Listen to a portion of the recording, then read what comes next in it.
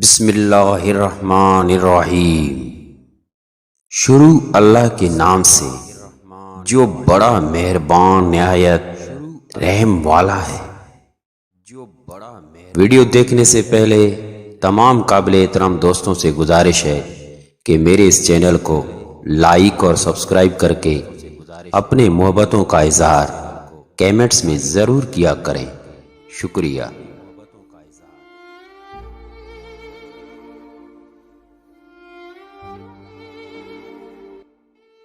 1950 سے 1999 میں پیدا ہونے والے ہم خوش نصیب لوگ ہیں، کیونکہ ہم وہ آخری لوگ ہیں جنہوں نے مٹی کے بنے گھروں میں بیٹھ کر پریوں کی کہانیاں سنی، جنہوں نے لالٹین بتی کی روشنی میں کہانیاں بھی پڑھی، جنہوں نے اپنے پیاروں کے لیے اپنے احساسات کو خط میں لکھ کر بھیجا، جنہوں نے ٹانٹوں پر بیٹھ کر پڑھا، جنہوں نے بیلوں کو ہل چلاتے دیکھا۔ ہم وہ آخری لوگ ہیں جنہوں نے مٹی کے گھڑوں کا پانی پیا، گاؤں کے درخت سے آم اور امرود بھی توڑ کر کھائے، پڑوس کے بزرگوں سے ڈانٹ بھی کھائی، لیکن پلٹ کر کبھی بدماشی نہیں دکھائی۔ ہم وہ آخری لوگ ہیں جنہوں نے عید کا چاند دیکھ کر تالیاں بجائیں اور گھر والوں، دوستوں اور رشتہ داروں کے لیے عید کارڈ بھی اپنے ہاتھوں سے لکھ کر بھیجے۔ ہمارے جیسا تو کوئی بھی نہیں، کیونکہ ہم گاؤں کی ہر خوشی اور غم میں ایک دوسرے سے کندھا ملا کے کھڑے ہوئے۔ ہم وہ آخری لوگ ہیں جنہوں نے ٹی وی کے اینٹینے ٹھیک کیے، فلم دیکھنے کے لیے ہفتہ بھر انتظار کرتے تھے۔ ہم وہ بہترین لوگ ہیں جنہوں نے تختی لکھنے کی سیاہی گاڑی کی، جنہوں نے اسکول کی گھنٹی بجائی کو اعزاز سمجھا۔ ہم وہ خوش نصیب لوگ ہیں جنہوں نے رشتوں کی اصل مٹھاس دیکھی۔ ہمارے جیسا تو کوئی بھی نہیں۔ ہم وہ لوگ ہیں جو رات کو چارپائی گھر سے باہر لے جا کر کھلی فضا زمینوں میں سوئے، دن کو اکثر گاؤں والے گرمیوں میں ایک درخت کے نیچے بیٹھ کر گپیں لگاتے، مگر وہ آخری ہم تھے۔ کبھی وہ بھی زمانے تھے، سب صحن میں سوتے تھے، گرم مٹی پر پانی کا چھڑکاؤ ہوتا تھا، ایک سٹینڈ والا پنکھا بھی ہوتا تھا، لڑنا جھگڑنا سب کا اس بات پر ہوتا تھا کہ پنکھے کے سامنے کس کی منجی نے ہونا تھا۔ سورج کے نکلتے ہی آنکھ سب کی کھلتی تھی، ڈیٹ بن کر پھر بھی سبھی سوئے رہتے تھے۔ اور اب موبائل سے موبائل تک کے سفر میں ہم قدیم سے جدید ہو گئے، لباس سے کھانے تک ہر چیز بدل گئی۔ گھروں میں بننے والی لسی اب ریڑھیوں پر آ گئی ہے۔ جن گھروں کے دروازے رات 8 بجے کے بعد بند ہو جایا کرتے تھے، وہ اب رات 11 بجے کے بعد کھلتے ہیں، اور پوری فیملی ڈنر کھا کر رات 1 بجے واپس پہنچتی ہے۔ پورے دن کے لیے واٹر کولر میں 10 روپے کی برف ڈالنے کی اب ضرورت نہیں رہی، کیونکہ اب ہر گھر میں فریج ہے، فریزر ہے۔ اب تندور پر روٹیاں لگوانے کے لیے پیڑے گھر سے بنا کر نہیں بھیجے جاتے، اب لنڈے کی پرانی پینٹ سے بچوں کے بستے نہیں سلتے۔ مارکیٹ میں ایک سے ایک ڈیزائن والا اسکول بیگ دستیاب ہے۔ بچے اب ماں باپ کو امی ابو سے زیادہ یار کہہ کر مخاطب کرتے ہیں۔ بلب انرجی سیور میں بدل گئے اور انرجی سیور LED میں چھت پر سونا خواب بن گیا ہے، لہذا گھروں میں چارپائیاں بھی نہ ہونے کے برابر رہ گئے ہیں۔ ڈبل بیڈ میں اور ان پر بچھے موٹے موٹے گدے۔ اب بچے سائیکل سیکھنے کے لیے کینچی نہیں چلاتے، کیونکہ ہر عمر کے بچے کے سائز کا سائیکل آ چکا ہے۔ جن سڑکوں پر ٹانگے دھول اڑاتے تھے، وہاں اب گاڑیاں دھواں اڑاتی ہیں۔ کیا زمانہ تھا جب گھروں کے دروازے سارا دن کھلے رہتے تھے، بس آگے ایک بڑی سی چادر کا پردہ لٹکا ہوا تھا۔ اب تو دن کے وقت بھی بیل ہو تو پہلے CCTV کیمرے میں دیکھنا پڑتا ہے۔ شہر سے باہر کال ملانی ہوتی تھی تو لینڈ لائن فون پر پہلے کال بک کروانا پڑتی تھی اور پھر مستقل وہیں موجود رہنا پڑتا تھا۔ سعودیہ وغیرہ سے کوئی عزیز پاکستان آتا تھا تو گفٹ کے طور پر خاندان کے بچوں کے لیے کھلونے ضرور لے کر آتا تھا۔ پہلے مائیں خود بچوں کے کپڑے سیتی تھیں، بازار سے اون کے گولے منگوا کر سارا دن جرسیاں بنتی تھیں۔ اب نہیں، بالکل نہیں، ایک سے ایک جرسی بازار میں موجود ہے، سستی بھی مہنگی بھی۔ پہلے کسی کو استاد بنایا جاتا تھا، اب استاد مانا جاتا ہے۔ پہلے سب مل کر ٹی وی دیکھتے تھے، گھروں میں خط آتے تھے، اور جو لوگ پڑھنا نہیں جانتے تھے وہ ڈاکے سے خط پڑھواتے تھے۔ ڈاکیا تو گھر کا ایک فرد شمار ہوتا تھا، خط لکھ بھی دیتا تھا، پڑھ بھی دیتا تھا، اور لسی پانی پی کر سائیکل پہ جاوے جا امتحانات کا نتیجہ آنا ہوتا تھا تو نصر من اللہ و فتح قریب پڑھ کر نکلتے تھے اور خوشی خوشی پاس ہو کر آ جاتے تھے۔ یہ وہ دور تھا جب لوگ کسی کی بات سمجھ کر اوکے نہیں، ٹھیک ہے کہا کرتے تھے۔ موت والے گھر میں سب محلے دار سچے دل سے روتے تھے اور خوشی والے گھر میں حقیقی کہہ کے لگاتے تھے۔ ہر ہمسایہ اپنے گھر سے سالن کی ایک پلیٹ ساتھ والوں کو بھیجتا تھا اور ادھر سے بھی پلیٹ خالی نہیں آتی تھی۔ گلی گلی میں سائیکل کے میکینک موجود تھے، جہاں کوئی نہ کوئی محلے دار قمیص کا کونا منہ میں دبائے پمپ سے سائیکل میں ہوا بھرتا نظر آتا تھا۔ خیرات بڑھتی تھی تو سب سے پہلا حق بچوں کا ہوتا تھا۔ ہر دوسرے دن کسی نہ کسی گلی کے کونے سے آواز آ جاتی، بچوں آؤ چیز لے لو، اور آن کی آن میں بچوں کا جم غفیر جمع ہو جاتا تھا۔ دودھ کے پیکٹ اور دکانیں تو بہت بعد میں وجود میں آئیں۔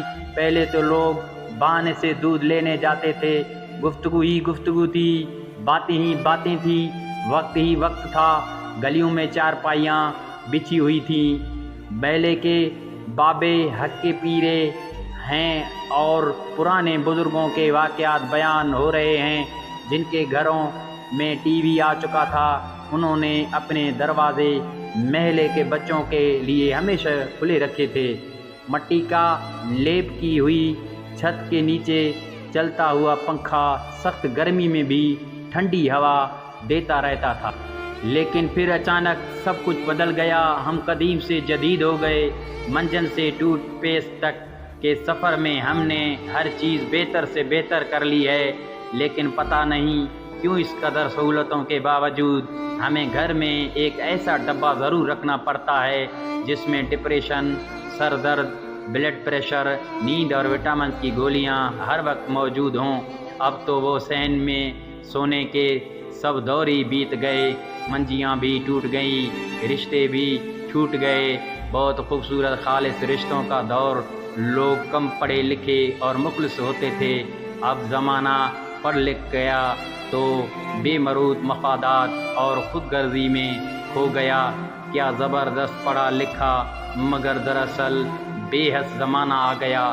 لیکن آج کا جنریشن جب ان باتوں کو سنتا یا دیکھتا ہے تو وہ اسے جہالت کا نام دیتا ہے، کیونکہ ان لوگوں نے یہ دور اپنی زندگی میں محسوس ہی نہیں کی ہے، تو اس کی قدر کیسے ہوگی؟ یہ تو ہم ہیں جو آج بھی یہ حسرت دل میں بٹھائے ہیں کہ کاش کہ وہ جہالت پھر لوٹ آئے۔ ہم نے جب اپنے معاشرے میں آنکھ کھولی تو ایک خوبصورت جہالت کا سامنا ہوا۔ ہمارا گاؤں سڑک، بجلی اور ٹیلی فون جیسی سہولتوں سے تو محروم تھا، لیکن اطمینان اس قدر تھا جیسے زندگی کی ہر سہولت ہمیں میسر ہو۔ کائنات کی سب سے خوبصورت چیز جو میسر تھی وہ تھی محبت۔ کوئی غیر نہیں تھا، سب اپنے تھے۔ نانیال کی طرف والے سب مامے ماسیاں، نانے نانیاں ہوا کرتی تھیں۔ دادیال کی طرف والے سارے چاچے چاچیاں، پھپھیاں، دادے دادیاں ہوا کرتی تھیں۔ یہ تو جب ہمیں نیا شعور ملا تو معلوم پڑا کہ وہ تو ہمارے چاچے مامے نہ تھے بلکہ دوسری برادریوں کے لوگ تھے۔ ہمارے بزرگ بڑے جاہل تھے، کام ایک کا ہوتا تو سارے مل کر کرتے تھے۔ جن کے پاس بیل ہوتے وہ خود آ کر دوسروں کی زمین کاشت کرنا شروع کر دیتے۔ گھاس کٹائی کے لیے گھر والوں کو دعوت دینے کی ضرورت پیش نہ تھی، بلکہ گھاس کاٹنے والے خود پیغام بھیجتے کہ ہم فلاں دن آ رہے ہیں، पागल थे। घास कटाई पर ढोल बजाते और अपनी पूरी ताकत लगा देते जैसे उन्हें कोई इनाम मिलने वाला हो। जब कोई घर बनाता तो जंगल से कई मन वजनी लकड़ी दुश्वार रास्तों से अपने कंधों पर उठा के लाते, फिर कई टन मट्टी छत पर डालते और शाम को यही शक्कर के मज़े लूट कर घरों को लौट जाते। जब किसी की शादी हो तो दूल्हे को तो मेहंदी लगी होती थी, बाकी घर वाले भी जैसे मेहंदी लगाए हों, क्योंकि बाकी जाहिल खुदा कर काम करना शुरू कर देते। इतने पागल थे कि अगर किसी से शादी की दोस्ती कर लें तो उसे ऐसे निभाते जैसे ससुई ने कच्चे घड़े पर दरिया में छलांग लगा कर निभाई। मकई ऐसे एक एक दाना साफ करते जैसे कोई दोशीज़ा अपने बाल संवारे। कितने पागल थे, कंक गंदम गवाही पर तपती धूप में बैलों के साथ ऐसे चक्कर काटते जैसे कोई सज़ा भुगत रहे हों। अगर कोई एक फौत हो जाता या हो जाती तो धाड़ें मार मार कर सब ऐसे रोते कि पहचान ही नहीं हो पाती कि किसका कौन मरा। दूसरे के बच्चों की खुशी ऐसे मनाते जैसे उनकी अपनी औलाद हो। इतने जाहिल थे कि जुर्म और मुकदमों से भी वाकिफ न थे। लेकिन फिर वक्त ने करवट बदली। अब नई जनरेशन का दौर था, कुछ पढ़ी लिखी बाशऊर जनरेशन का दौर, जिसने ये समझना और समझाना शुरू किया कि हम बेशक सारे इंसान हों, बेशक सब मुसलमान भी हों, लेकिन हम में कुछ फ़र्क है जो बाकी रहना ज़रूरी है। वो फ़र्क बिरादरी का फ़र्क है, किबले का फ़र्क है, रंग नस्ल का फ़र्क है। अब इंसान की पहचान इंसान न थी, बिरादरी थी, किबला था, फिर कबीलों में भी टेडर था। अब हर एक साबित करना चाहता था कि मेरा मर्तबा बुलंद है और मेरी हैसियत इम्तियाज़ी है। इसके लिए ज़रूरी था कि वो दूसरे को कम तर कहे और समझे। अब हर कोई दस्त व गिरेबां था और जो कोई इस दौड़ में शामिल न हुआ तो वो ज़माने का बुज़दिल और घटिया इंसान ठहरा। अब घर तो कुछ पक्के और बड़े थे लेकिन फिर भी तंग होना शुरू हो गए। वो ज़मीनें जो एक दूसरे को करीब करती थी, जिनका पेट चीर कर गल्ला उगना था, जिसकी खुशबू से लुत्फ़ लिया जाता था, अब नफ़रत की बुनियाद बन चुकी थी। शऊर जो आया था अब हर एक को पटवारी तहसीलदार तक रसाई हो चुकी थी और फिर ऊपर से निज़ाम वो जिसका पेट भरने को एक दूसरे से लड़ना ज़रूरी था। अब नफ़रतें हर दहलीज पर पहुंच चुकी थी। हम अपनी वो मता जिसे मोहब्बत कहते हैं वो गंवा चुके थे। अब इंसानियत और मुसलमानियत का सबक तो जहर लगने लगा था। अब तो खुदा भी नाराज़ हो चुका था।